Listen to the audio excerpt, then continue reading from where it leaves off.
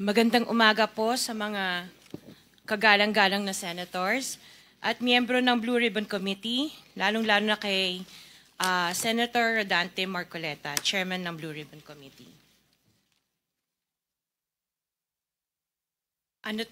Joint statement ng namin mag-asawa. So I will read partial and then my husband will also read the other half of the sworn statement. So kami si Pacifico F. Discaya II and Cesara Rowena Discaya, mag-asawang nasa tamang edad, parehong Pilipino.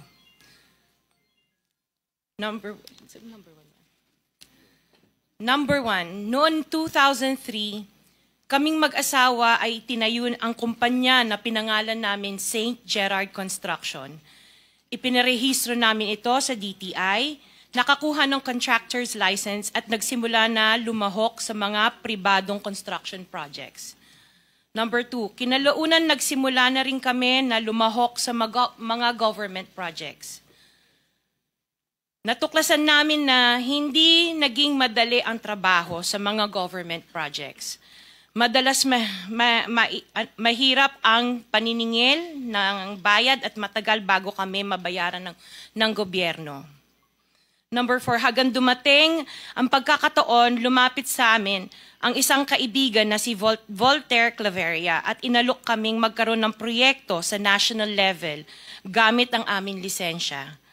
Number 5, ipinakilala niya ang sarili niya na nagtatrabaho para sa isang congressman at nangakong kapag nagbigay kami ng pera ay makakakuha kami ng proyekto.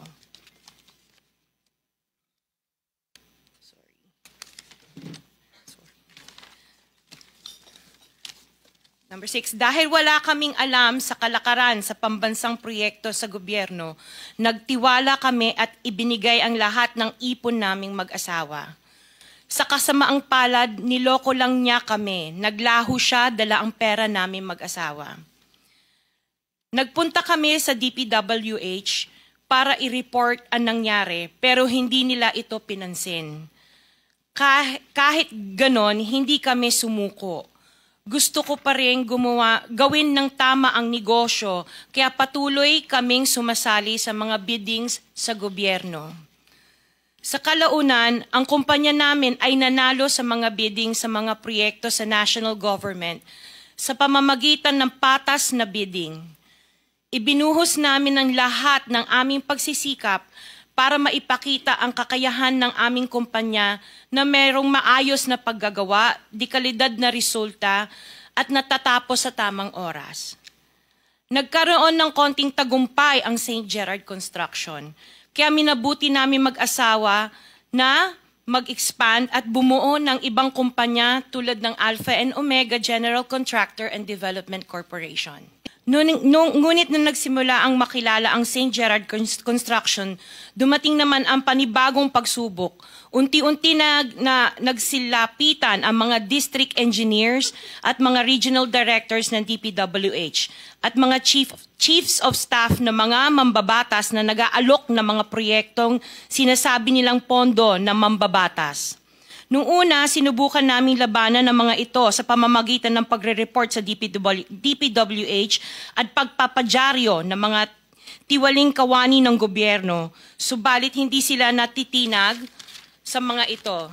Sabi nila dapat tanggapin namin ang realidad na dapat kaming magbayad sa mga pambabatas kung gusto po namin magpatuloy na magkaroon ng project sa gobyerno. Kung hindi, binabala nila na matatanggal na sa listahan ang kumpanya namin at hindi na makakakuha ng kahit anong proyekto. Hindi namin ginusto kailanman na mapasama sa ganitong sistema, pero kailangan namin magpatuloy para sa pamilya at mga empleyado namin. Dahil sa aming paglaban sa mga tiwaling bidding, maraming beses naming naranasan na ma-disqualify ng Bids and Awards Committee ng DPWH na hawak na mga mambabatas na nagpondo sa proyekto. Dahil naiipit na ang aming negosyo, lumulubog na kami sa lumalaking utang ng kumpanya at peligro sa buhay ng aming pamilya. Napalitan kaming makisama sa kalakaran kahit labag sa aming kalooban. Magandang umaga po, Mr. Chair at kagalang-galang na senators at miyembro ng Blue Ribbon Committee, lalong-lalo po kay Senator Rodante Marcoleta. Diretso na. Number 15, sorry po. 16, paulit-ulit kaming ginamit ng mga nasa pwesto sa sistemang ito. Wala kaming magawa dahil kung hindi kami makikisama, gagawa nila ng problema ang project na na-award sa amin sa pamamagitan ng mutual termination o pagkakaroon ng right-of-way problem na parehong nagdudulot ng hindi matuloy ang implementasyon ng mga proyekto. Matapos naming manalo sa mga bidding, may mga opisyal mula sa DPWs ang lumalapit sa amin para humingi at kumuha ng bahagi niya sa halaga ng proyekto. Ang hinihingi nilang porsyento ay hindi bababa sa 10% at umaabot pa sa 25% na naging kondisyon upang hindi maipit ang implementasyon ng kontrata. Ito ay binibigay namin sa kanila ng cash. Ang bawat transaksyon ay may karampatang voucher at ledger na nagsasaad ng mga araw at kung kailan nila ito natanggap. Ilan sa kanila ay sina Terence Calatrava, former Undersecretary of Office of the Presidential Assistant of the Visayas of the Philippines, Kong Roman Romulo of Pasig City, Kong Jojo Ang of Uswag Ilonggo Party List, Congressman Patrick Michael Vargas of Quezon City, Kong Juan Carlos Arjo Aitaide of Quezon City, Nicanor Nicky Briones of Aga Party List, Congressman Marcelino Marcy Teodoro of Marikina, Congressman Florida Robes of San Jose del Monte, Bulacan, Congressman Leandro Jesus Madroño of Romblon, Congressman Benjamin Benji Agarao Jr., Congressman Florencio Gabriel Bemnoel of Anwaray Party List, Kong Leo de Ode Tariela of Occidental Mindoro, Congressman Reynan Arrogancia of Quezon Province, Kong Marvin Rillo of Quezon City, Kong Teodoro Haresco of Aklan, Kong Antonieta Yudela of Zamboanga, Sibugay, Kong Dean Asisio of Caloocan, Kong Marivico Pilar of Quezon City. 21. Mayroon ding mga kinatawa ng ilang politiko na nakikipagtakbo sa amin upang manghingi ng porsyento kapalit ng mga porsyento ng mga proyekto. Ang mga porsyentong ito ay 25% ay ipinipilit sa amin bilang karaniwang kalakaran na wala akong kakainang tanggihan. Ilan sa kanila ay sina Regional Director Eduardo Virgilio of DPW's Region 5, Director Ramon Ariola III of Unified Management UPMO, District Engineer Henry Alcantara, DPW's Bulacan First, Undersecretary Robert Bernardo, District Engineer Aristotle Ramos of DPW's Metro First, Pasig City, District Engineer Manny Bulusan of DPW's North Manila Deo, District Engineer Edgardo C. Pingol of DPW's Bulacan Subdeo, District Engineer Michael Rosaria of DPW's Quezon Second Deo. Karamihan sa mga kawani ng DPWs na nabanggit sa itaas ay paulit-ulit na binabanggit ang delivery ng pera ay para sa kaisaldico na dapat at least 25%. Si Kong Marvin Rillo naman ay ilang beses na binabanggit ang pangalan ni Speaker Martin Romualdez bilang kanyang malapit na kaibigan. 25. Sa tuwing umiinom kami sa Wine Story, sa BGC at sa Shangri-La Mall, sinasabi pa ni Kong Rillo na lahat ng kanyang request para sa pondo ay galing pa mismo sa unprogrammed funds at insertion na inaaprubahan ni Speaker. Ang tao ni Marvin Rillo na si Bogs Magalong ang pumupunta sa amin para kunin ang pera sa aming opisina o sa Wine Story. Si Kong Jojo Ang naman, lagi ring binabanggit sa lahat ng project sa kanya ay papondo ni Speaker at ni Saldico. Mataas ang hinihingi sa project, dagdag pa niya, hindi naman lahat ng pera ay para sa kanya, kundi para kay Speaker at kay Saldico.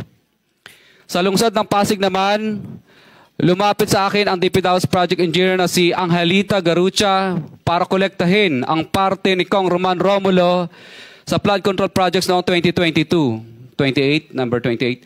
Pagdating ng 2025, si District Engineer Aristotle Ramos ang sumunod na nagpakilala na bagman ni Kong Roman Romulo, kung saan 30% ang kanyang hiningi ay para kay Kong Roman Romulo.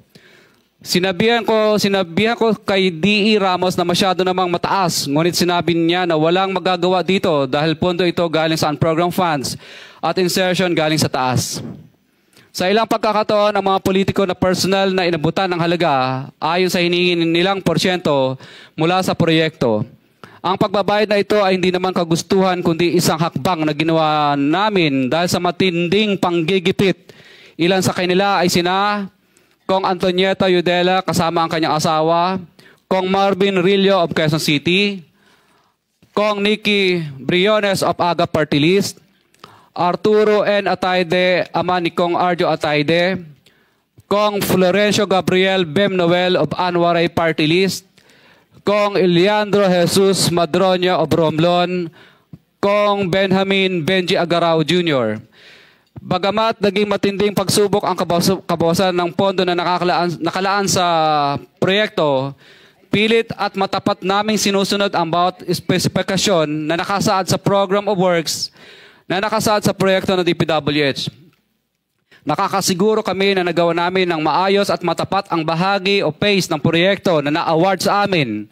Sa katunayan, hindi kami mababayaran ng DPWH kung hindi ito dumaan at pumasa sa maraming material testing na naaayon sa design ng DPWH. Ina-assess at ini-inspect ng DPWH ang bawat proyekto base sa natapos na parte o accomplishment. Napilitan kami na i-absorb ang kabawasan na ito na nagdudulot ng maliit na kita o pagkalugi sa ilang projects.